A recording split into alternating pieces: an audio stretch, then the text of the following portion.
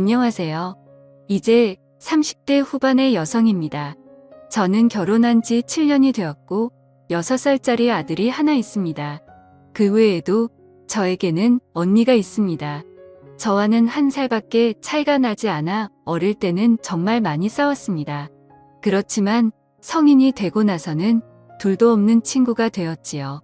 항상 붙어 다니고 같이 여행도 다니고 언니와 저는 정말 늘 함께 있었습니다.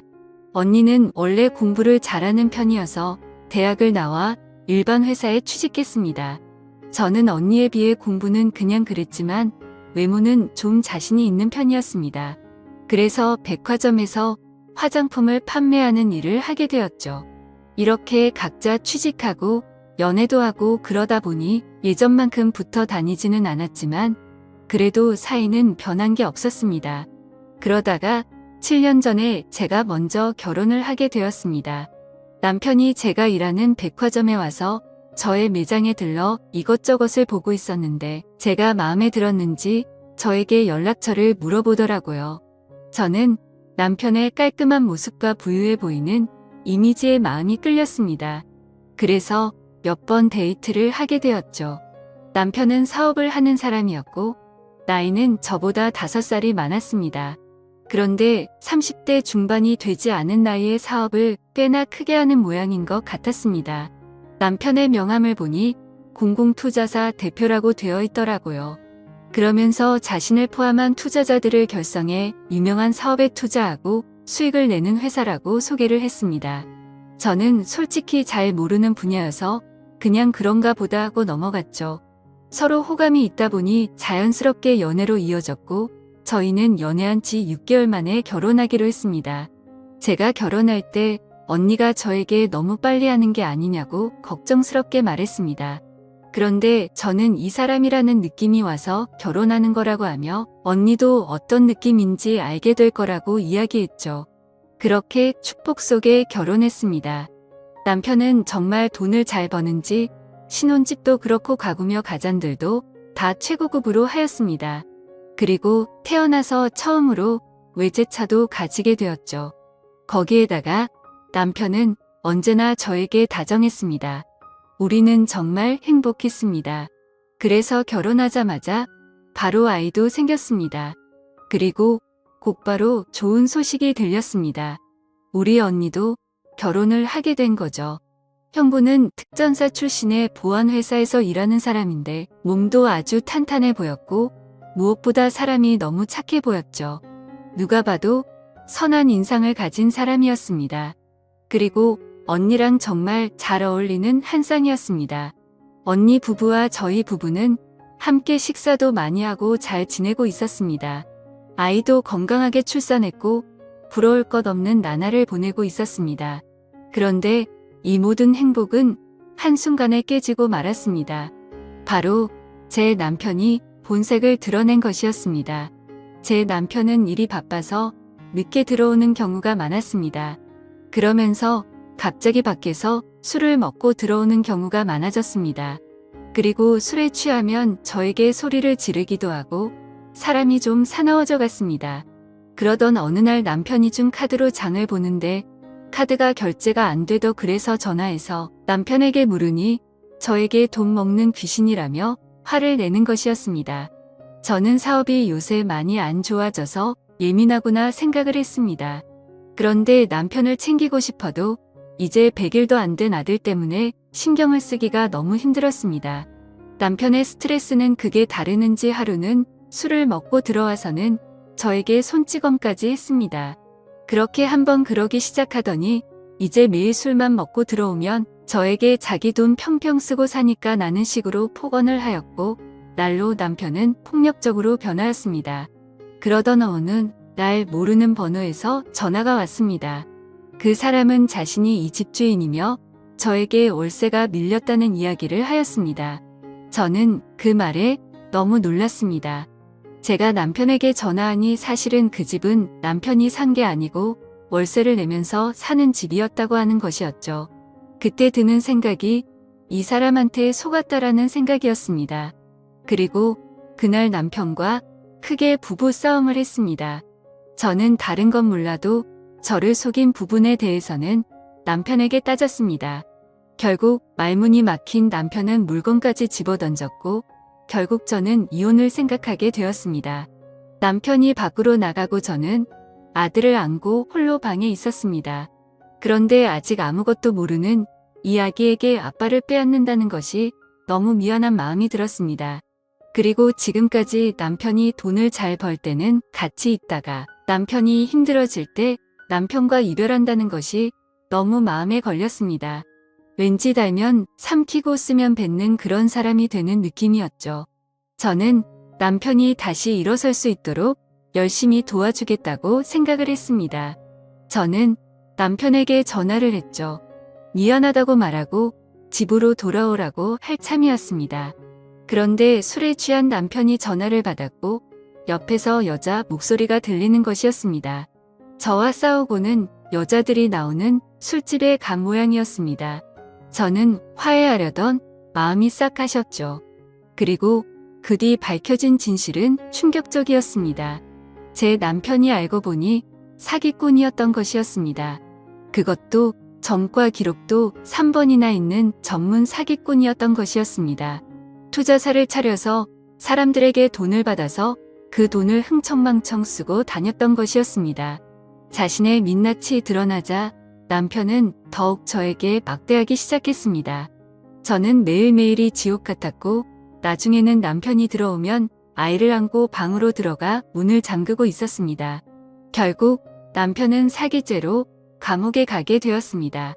그래서 저도 조사를 받으러 경찰서에 왔다 갔다 했습니다. 다행히 저는 아무것도 모른 채로 결혼한 것이 입증이 되어서 별일 없었습니다. 그리고 경찰 쪽에서 저에게 사기 결혼 당한 것이니 고소를 할 수도 있다고 하였죠.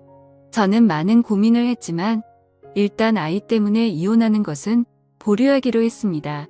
그렇게 남편은 감옥에 갔고 저는 빈털터리 신세가 되었습니다. 이때 저에게 큰 힘이 되어준 사람이 바로 형부와 언니였습니다. 형부와 언니는 오갈 데 없는 저를 거두어 주었습니다. 그래서 저는 잠시 형부와 언니의 집에 살게 되었습니다. 형부와 언니의 집에 남는 방이 하나 있어서 그 방에 저와 아들이 살게 되었죠. 처음에는 좀 불편한 것도 있었습니다. 특히 형부와는 어색하고 불편했습니다. 하루는 집에 아무도 없어서 아이를 재우고는 샤워를 했었습니다. 샤워를 끝마치고 콧노래를 흐늘거리며 수건으로 몸을 가리고 거실로 나오는데 식탁에 있는 형부와 눈이 딱 마주친 겁니다. 형부도 더웠는지 셔츠를 좀 풀어 헤치고 있었습니다. 저는 너무 놀라서 소리를 질렀고 형부도 놀라서 마시던 물컵을 떨어뜨렸습니다. 그리고 이런 소란 때문에 제 아들도 잠에서 깨고 저는 놀라서 허둥지둥 방에 들어와 아이를 달래서 일단 다시 재웠습니다. 그리고 거실로 나가니 형부가 앉아 있었습니다. 형부는 무슨 일이냐고 저에게 말했습니다. 아니 일하다가 날이 너무 더워서 말이야. 잠깐 들러서 셔츠만 갈아입는다고 왔는데 저는 헛기침하는 형부에게 말했습니다. 아니에요. 저 괜찮아요. 형부도 많이 놀랐죠. 아니야. 너무 신경 쓰지 마. 그럼 난 다시 일하러 갈게. 형부는 그렇게 말하고 다시 집을 나섰습니다. 저는 제가 괜히 잘 살고 있던 형부와 언니에게 폐를 끼치고 있는 건 아닌가 하는 생각이 들었습니다. 너무 미안했죠. 하지만 그렇다고 당장 갈 데가 있는 것도 아니고 답답했습니다. 그래도 아들이 지금 어린이집에 대기 명단에 있으니 어린이집만 가게 되면 저도 일을 할 수 있고 일을 하면 그래도 이 집에서 나갈 수 있으니 조금만 더 참아야 했습니다. 그런 저의 마음을 알았는지 언니는 저에게 계속 여기에서 지내도 괜찮다고 했습니다. 그렇지만 하루라도 빨리 언니 집에서 나가야겠다는 생각은 변하지 않았습니다. 그런데 시간이 지날수록 언니네 집에서 지내는 게 조금은 적응이 되었죠. 언니와는 전혀 문제가 없었지만 형부가 신경이 쓰이기는 했습니다. 형부는 샤워를 하기 바로 전에 운동을 하는 습관이 있었습니다. 꼭 팔근형을 몇 분 동안 해서 몸에 땀을 내고 샤워를 했죠. 처음에는 민망해서 고개를 돌리기 바빴는데 몇 번 보니까 이제 아무렇지 않게 볼 수 있게 되었죠. 그런데 자세히 보니 형부의 근육이 눈에 들어왔습니다. 탄탄한 팔뚝이 움직일 때마다 울렁울렁한 근육과 붉은거리는 힘줄이 참 섹시하다는 생각이 들었습니다. 그리고 확실히 운동을 한 사람이어서 그런 느낌이 달랐습니다. 그리고 성격은 어찌나 착하고 순한 언니한테 너무 잘하는 모습을 보고 있으면 언니가 참 부러웠습니다. 잠을 자다가 새벽 2시 정도에 저도 모르게 눈을 떴습니다. 그리고 목이 말라서 물을 마시러 나가는데 언니와 형부의 방에서 달그락거리는 소리가 들리는 것이었습니다. 자세히 들어보니 언니와 형부가 사랑을 나누는 소리였습니다. 저는 민망함에 빨리 들어가려고 했는데 호기심이 생기는 건 어쩔 수 없었습니다. 그래서 거실에 서서 언니 방에서 흘러나오는 소리를 들어보았습니다. 다른 건 몰라도 언니의 만족해하는 소리를 느낄 수 있었습니다. 언니 방의 상황이 보이지는 않았지만 상상은 할 수 있었습니다. 언니가 또다시 부러워졌죠. 저는 만족스러운 밤을 보낸 지가 언제인지 기억도 나지 않았는데 말이죠. 아이를 재우고 방에서 쉬고 있는데 언니가 저를 불렀습니다. 아이는 형부에게 맡기고 둘이서 오랜만에 놀러 나가자고 하더라고요. 저는 알겠다고 하고 그냥 추리닝에 모자를 쓰고 나가려고 하는데 언니가 최대한 예쁘게 하고 나가자는 겁니다. 저는 간만에 기분이 나날 것 같았고 처녀 시절처럼 화장도 하고 옷도 차려입고 밖으로 나왔습니다. 언니와 분위기 좋은 술집에 가서 기분도 전환하고 집에 들어오니 한결 숨이 트이는 것 같았습니다. 그 뒤로도 언니는 형부의 배려에 저와 같이 우붓한 시간을 가지려고 노력해 주었지만 아이가 있어서 그것도 쉽지는 않았습니다. 가뜩이나 얹어 살고 있는데 어떻게 염치 없이 형부한테 아이를 돌봐달라고 계속 부탁을 하겠어요. 그리고 저는 더 이상 형부와 언니의 집에 머물면 안 되겠다는 생각도 들었습니다. 그래서 취직을 위해 학원에 등록해서 자격증을 파려고 공부를 시작했습니다. 언니가 퇴근을 하면 아이를 맡기고 제가 학원에 다녔는 것이었죠. 결국 저는 자격증을 따게 되었고 아이도 어린이집에 보낼 수 있게 되어서 저는 어린이집 근처의 회사를 알아보았습니다. 저는 작은 회사에 취직을 하게 되었고 작고 오래된 다세대 주택이었지만 독립을 하게 되었습니다. 형부가 저의 이사를 도와주면서 집 앞에 골목이 너무 늦어서 위험해 보인다고 말하며 너무 밤늦게 돌아다니지 말라고 충고도 해주었습니다. 저의 독립을 축하하기 위해서 형부와 언니는 다 같이 1박 2일로 여행을 가자고 제안을 했습니다.